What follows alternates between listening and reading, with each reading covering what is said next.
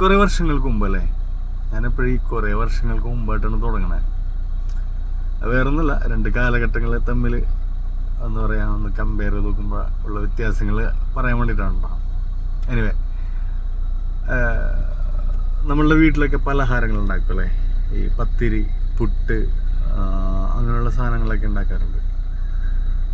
അപ്പോൾ അന്ന് നമുക്ക് തോന്നിയിട്ടുണ്ടോ ഇതൊക്കെ പാക്കറ്റായിട്ട് ഇൻസ്റ്റൻ്റായിട്ട് അല്ലെങ്കിൽ ദോശ ഇതേപോലെ ബാറ്ററായിട്ടൊക്കെ വരും എന്ന് നമ്മൾ ചിന്തിച്ചിട്ടുണ്ടോ? നമ്മൾ ചിന്തിച്ചിട്ടുണ്ടായിരുന്നില്ല. പക്ഷേ അങ്ങനെ വരുമെന്ന് ചിന്തിച്ചിരുന്ന ആൾക്കാർ അതിലിപ്പോൾ നമ്പർ 1 ആയിട്ട് എന്താ പറയുക, സക്സസ്ഫുൾ ബിസിനസ്സായിട്ട് അത് മുന്നോട്ട് കൊണ്ടുപോകുന്നുണ്ട്.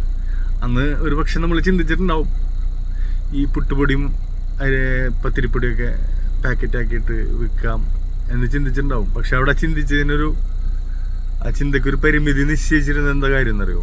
ആകെ കിട്ടുന്നത് റേഷൻ കടയിൽ നിന്ന് 5 കിലോ പച്ചരിയാണ്. ഇതെങ്ങനെ നമ്മൾ കൊണ്ടുപോയി പൊടിപ്പിച്ച് പാക്കറ്റാക്കിയിട്ട് വെക്കും?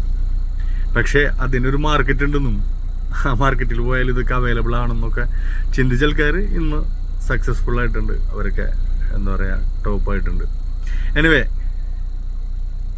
വേറൊരു കാര്യം കൂടെ പറയാം. കുടിവെള്ളം ബോട്ടിലാക്കി വരുമെന്ന് നമ്മൾ ചിന്തിച്ചിട്ടുണ്ടോ? ഒരു പക്ഷേ സിറ്റികൾക്കൊക്കെ പോകുമ്പോൾ നമ്മൾ കണ്ടിട്ടുണ്ടാവും ബിസ്ലേരി എന്ന് പറഞ്ഞൊരു വാട്ടർ ബോട്ടിൽ. അത് നമ്മുടെ നാട്ടിൽ പ്രാബല്യത്തിലാവും. നമ്മളെ ഗ്രാമത്തിലെ ചെറിയ പെട്ടിക്കടകളിൽ പോലും ഒരു കുപ്പി വെള്ളം ചോദിച്ചാൽ വാട്ടർ ബോട്ടിൽ അവിടെ അവൈലബിൾ ആണ്. അപ്പോൾ അത് നമ്മുടെ നാട്ടിലും ഇത്ര ആവുമെന്ന് നമുക്ക് ചിന്തിച്ചിട്ടുണ്ടോ? ഇനിയും ഇതുപോലെ ഒരുപാട് കാര്യങ്ങൾ ഉണ്ടാവും കേട്ടോ ഭാവിയിൽ. ഇതുപോലെ എന്താ പറയുക, ഇൻസ്റ്റൻ്റായിട്ടും ഒക്കെ ക്യാഷ് കൊടുത്ത് വാങ്ങേണ്ടൊക്കെ ഒരു സിറ്റുവേഷൻ ഒന്നുകൂടെ ഇല്ല. അതൊക്കെ എന്തായാലും ഒരു ബിസിനസ് ഓപ്പർച്യൂണിറ്റീസാണ്. അതൊക്കെ ഇപ്പോഴേ കണ്ടുവെക്കുന്നത് നല്ലതായിരിക്കും. എന്തായാലും ഞാൻ പറഞ്ഞു വന്നത്, അപ്പോൾ നമ്മളൊരു സുഹൃത്തിനൊരു പുട്ടുപൊടിയുടെ കമ്പനി തുടങ്ങേണ്ട ഒരാവശ്യം ഉണ്ടായിരുന്നു.